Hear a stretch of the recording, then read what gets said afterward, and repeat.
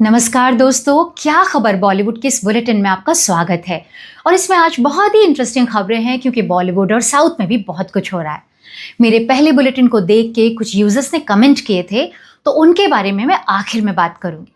दोस्तों, पहली खबर है कि बॉलीवुड स्टार और पॉलिटिशियन गोविंदा हॉस्पिटल पहुंच गए हैं। आज सुबह 4:45 बजे गोविंदा ने अपनी बंदूक से खुद को ही घायल कर लिया है। अब सवाल है कि इतनी सुबह वो रिवॉल्वर के साथ क्या कर रहे थे। उनके स्टाफ का कहना है कि गोविंदा सुबह 4:45 पर अपने जुहू के बंगले जल दर्शन में अकेले थे और कोलकाता जाने के लिए तैयार हो रहे थे। इस दौरान उनकी लाइसेंसी रिवॉल्वर नीचे गिर गई। वो उसे उठा के ड्रॉअर में वापस रखने लगे कि गोली चल गई और उनके घुटने के नीचे लगी। खबर मिलते ही पुलिस पहुंची और स्टाफ ने फौरन उन्हें क्रिटिकेयर हॉस्पिटल में पहुंचाया। गोविंदा ने हॉस्पिटल से ऑडियो क्लिप जारी करके कहा है कि मैं ठीक हूं, गोली निकाल दी गई है, मेरे फैंस और गुरु की दुआओं ने मुझे बचा लिया है। खबर मिलते ही उनकी पत्नी कोलकाता से रवाना हो गई, यानी सुनीता मुंबई पहुंचने वाली हैं और उनकी बेटी टीना उनके साथ हैं। मुझे तो इस कहानी पर दोस्तों बिल्कुल भरोसा नहीं हो रहा है कि रिवॉल्वर के साथ वो क्या कर रहे थे, कैसे वो उनके हाथ में आई, कैसे नीचे गिरी और कैसे गोली चली। खैर, इसकी बाकी खबरें तो बाद में बाहर आएंगी।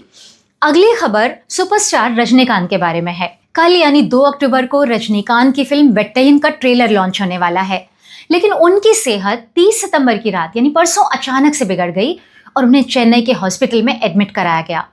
73 साल के रजनीकांत ने पेट में दर्द होने की शिकायत की थी, जिसके बाद उन्हें हॉस्पिटल में ले जाया गया। हालांकि इस बारे में कोई ऑफिशियल अनाउंसमेंट नहीं किया गया है, तो हॉस्पिटल से जुड़े सोर्सेज से ही खबर आ रही है कि अब उनकी हेल्थ स्टेबल है, यानी हालत स्थिर है। आपको याद होगा कि 2020 में उन्होंने किडनी ट्रांसप्लांट कराया था।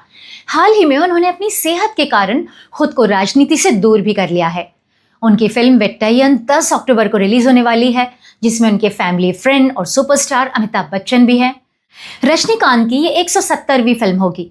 दोस्तों, मुझे उनकी एक बात सबसे अच्छी लगती है कि स्क्रीन पर वो एकदम एनर्जेटिक हैंडसम मैन बन के आते हैं, लेकिन आम जिंदगी में वो जैसे हैं वैसे ही दिखाई देते हैं, लुंगी बांध के, सफ़ेद दाढ़ी और कम बालों में। एक स्टार में इसके लिए बहुत कॉन्फिडेंस चाहिए होता है।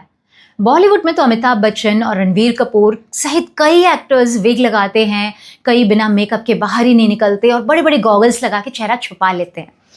इसीलिए तो रजनीकांत को थलाई भी बोला जाता है, यानी बॉस। अगली खबर खाली बैठे बॉलीवुड स्टार रणवीर सिंह के बारे में है। अंबानीज ने अपने घर एंटिला में परसों रात एक ग्रैंड इवेंट रखा, जिसमें कई स्टार्स और सेलेब्स के साथ रणवीर सिंह भी इन्वाइटेड था। तो वहां बैठे पेपराजी से, मीडिया से सबसे हाथ मिलाते हुए उसने खुशी से चिल्ला के कहा, बाप बन गया रे, बाप बन गया रे। अब ये वीडियो वायरल हो रहा है। सच में रणवीर सिंह बहुत ही लाउड आदमी है। वो शांति से कुछ कर ही नहीं सकता और एनर्जी तो बंदर की तरह इतनी भरी है कि वो हर वक्त कूद कूद कर, नाच कर ही हर काम करता है। इसीलिए मिमिक्री की जाती है उसकी बहुत ज्यादा टीवी शोज में। जब दीपिका ने गुड न्यूज दी थी, तब भी उसने अंबानीज के ही इवेंट में चिल्ला चिल्ला के अपनी खुशी का इजहार किया था। अगली खबर भी रणवीर सिंह से ही जुड़ी हुई है। अब इंडस्ट्री के भीष्म पितामह सुपर हीरो शक्तिमान यानी मुकेश खन्ना ने अपनी खामोशी तोड़ते हुए कहा है कि रणवीर सिंह का बिना कपड़ों का अश्लील फोटोशूट देखने के बाद उन्होंने उसे शक्तिमान के रोल के लिए रिजेक्ट किया था। मुकेश खन्ना ने साफ कहा है कि बॉलीवुड में रणवीर सिंह, अक्षय कुमार, आमिर खान और कोई भी दूसरा स्टार शक्तिमान बनने लायक है ही नहीं। सुपर हीरो शक्तिमान के कैरेक्टर के लिए जो मासूमियत और ईमानदारी एक्टर में होनी चाहिए, वो आजकल किसी भी स्टार में नहीं है। यानी मुकेश खन्ना किसी स्टार को शक्तिमान नहीं बनने देंगे। दोस्तों, मार्च के महीने में सोनी पिक्चर्स के सूत्रों से यह गलत खबर फैल गई थी कि रणवीर सिंह शक्तिमान की ट्रिलॉजी में हीरो बनने वाला है। अब मुकेश खन्ना ने खुलासा किया है कि रणवीर सिंह जब कुछ महीनों पहले उनके ऑफिस आया था, तो वो उन्हें 3 घंटों तक बैठकर मनाता रहा था कि उसे फिल्म शक्तिमान में लीड रोल करने दे। लेकिन आखिर खन्ना साहब ने उसे साफ इनकार कर दिया और मुंह पर यह कह दिया कि देखो, शक्तिमान बनने के लिए जो तुम्हारे चेहरे पर होना चाहिए वो नहीं है। उन्होंने कहा कि रणवीर बहुत ही चंचल दिखता है, जो लोगों के साथ चालाकी कर सकता है। इस पर रिपोर्टर ने पूछा कि रणवीर ने तो सीरियस रोल भी निभाए हैं, तो मुकेश खन्ना ने जवाब दिया कि वो अपने काम में माहिर है, लेकिन प्रोड्यूसर स्टार को कास्ट करता है, न कि स्टार प्रोड्यूसर को। मुकेश ने यह भी कहा था कि रणवीर सिंह को फिनलैंड और स्पेन जैसे देशों में काम ढूंढना चाहिए, जहां नग्नता को पसंद किया जाता है और उसके लिए बाकायदा कैंप भी लगते हैं। मुकेश खन्ना का सीरियल शक्तिमान 90 के दशक में डीडी पर आया करता था और बहुत ज़्यादा लोकप्रिय हुआ था। 2 साल पहले मुकेश खन्ना ने सोनी पिक्चर्स से डील साइन करके उसके राइट्स बेच दिए थे, जिस पर अब ट्रिलॉजी मूवी बननी है। मुकेश खुद भी उस प्रोजेक्ट में शामिल हैं, इसलिए हर बात के लिए, हर क्रिएटिव एस्पेक्ट के लिए उनका अप्रूवल ज़रूरी है। दोस्तों, एक और बड़ी खबर है कि कंगना रनावत आखिरकार अपनी फिल्म इमरजेंसी में सेंसर बोर्ड द्वारा कहे गए कट लगाने को राजी हो गई हैं। कल यानी 30 सितंबर को बॉम्बे हाई कोर्ट में इस मामले की हियरिंग हुई और जी स्टूडियो के वकील ने कोर्ट को ये जानकारी दी। CBFC यानी सेंसर बोर्ड ने कंगना से उसकी फिल्म में 13 कट लगाने को कहा था और इसे UA सर्टिफिकेट जारी करने की बात कही थी। इसमें डिस्क्लेमर जोड़ना, कुछ डायलॉग्स और सीन्स को हटाना और फिल्म में ऐतिहासिक संदर्भों को कंफर्म करने के लिए फैक्स देना शामिल है।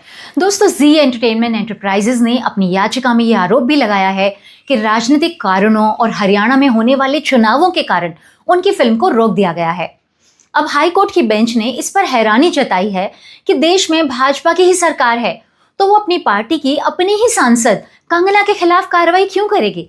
दोस्तों, ये बात तो पूरे देश को समझ नहीं आ रही है। इनके बीच में ज़रूर कुछ न कुछ टिफ चल रही है। इस मामले की अगली सुनवाई 3 अक्टूबर को होनी है। इस दौरान कंगना ने खुद को 4 करोड़ की एक luxury land rover car gift कर ली है। हाल ही में उसने अपना बांद्रा पाली हिल का घर 32 करोड़ में बेचा था। सही किया। दोस्तों, मैंने भी जब रिसेशन में अपना घर बेचा था मजबूरी में, तो उसके बाद पहली कार खरीदी थी। यानी एक दुख को भुलाने के लिए हमें दूसरी खुशी देनी पड़ती है और वो खुद ही करना पड़ता है अपने लिए। तो वही कंगना ने किया है। अगली खबर रणबीर कपूर के बारे में है। आदित्य चोपड़ा की धूम 4 मिलने के साथ ही रणबीर कपूर अब 5000 करोड़ का स्टार बन सकता है। आज की तारीख में बॉलीवुड के एक सबसे बड़े स्टार रणबीर कपूर के पास इस वक्त 5 बड़ी फिल्में हैं। Ramayan, Love and War, Brahmastra 2, Animal Park और अब धूम 4। फिलहाल रणबीर कपूर की अब तक की 21 फिल्मों की कुल कमाई करीब 2400 करोड़ है और बॉलीवुड के ट्रेड पंडित उम्मीद कर रहे हैं कि आने वाली रणबीर कपूर स्टारर 5 फिल्मों से ये कमाई 5000 करोड़ तक पहुंच जाएगी। यानी रणबीर कपूर सुपरस्टार बनने की राह पर हैं। दोस्तों, हर शादी में एक मौसा फूफा होते हैं ना, जो नाराज होके कहीं कोने में बैठ जाते हैं, किसी रूम में छुप जाते हैं और फंक्शन में शामिल नहीं होते, कहते हैं कि उनका अपमान हुआ है। तो यही काम साउथ के डायरेक्टर हेमंत ने आईफा अवार्ड्स के बारे में किया है। Kannada director Hemant M Rao IIFA awards पर भड़क गया है और खुलेआम अपना गुस्सा निकाल रहा है। उसने सोशल मीडिया पर कहा है कि आईफा में उसका बहुत ही अपमान हुआ। कुछ दिन पहले अबू धाबी में आईफा अवार्ड्स हुए। हेमंत को इसके साउथ अवार्ड्स में यानी उत्सवम में बुलाया गया। अब वापस आके हेमंत ने कहा है कि उसे ऑडिटोरियम में अवार्ड इवेंट में सुबह 3 बजे तक बिठा के रखा गया और फिर पता चला कि उसे तो कोई अवार्ड ही नहीं मिल रहा, बल्कि इस बार नॉमिनीज के नाम भी नहीं ले गए। हाल ही में उसकी फिल्म सप्त सागर दाचे एलो की बहुत तारीफ हुई थी, लेकिन हर शादी में जिस तरह से फूफा मौसा ड्रामा करते हैं ना, वैसे ही वो भी कर रहा है। उसे तो शुक्रगुजार होना चाहिए कि उसे बुलाया गया है, क्योंकि उसकी फिल्म कमर्शियली बहुत सुपरहिट तो नहीं थी, लेकिन उसे सम्मान के तौर पर बुलाया गया था। अब वो नाराज है। दोस्तों, अगली खबर है कि सारेगामा म्यूजिक कंपनी ने करण जौहर का 600 करोड़ का ऑफर ठुकरा दिया है।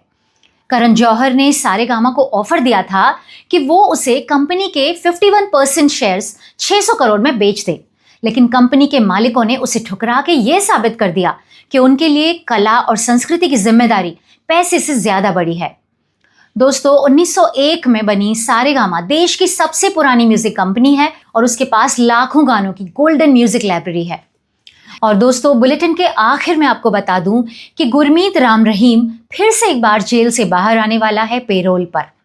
जाहिर है, हरियाणा में इलेक्शन है 5 अक्टूबर से, तो हमेशा ही उसकी जो पेरोल की तारीख होती है वो वहाँ के इलेक्शन से क्लैश करती है, फिर वो चाहे म्यूनिसिपल इलेक्शन हो या असेंबली इलेक्शन। आपको ये भी याद दिला दूं कि पिछले 9 महीनों में ये उसकी चौथी पेरोल होगी और पिछले 4 सालों में 15वीं पेरोल होगी। उसका हरियाणा और पंजाब में बहुत ही असर है, बहुत इन्फ्लुएंस है। इलेक्शन कमीशन ने कहा है कि पेरोल के दौरान वो किसी भी इलेक्शन एक्टिविटी में हिस्सा नहीं ले सकता, लेकिन दोस्तों, मैं आपको बता दूं कि वो कोई ना कोई नया वीडियो बना के ज़रूर रिलीज़ कर देगा। वो हर पेरोल में एक नया वीडियो रिलीज़ करता है।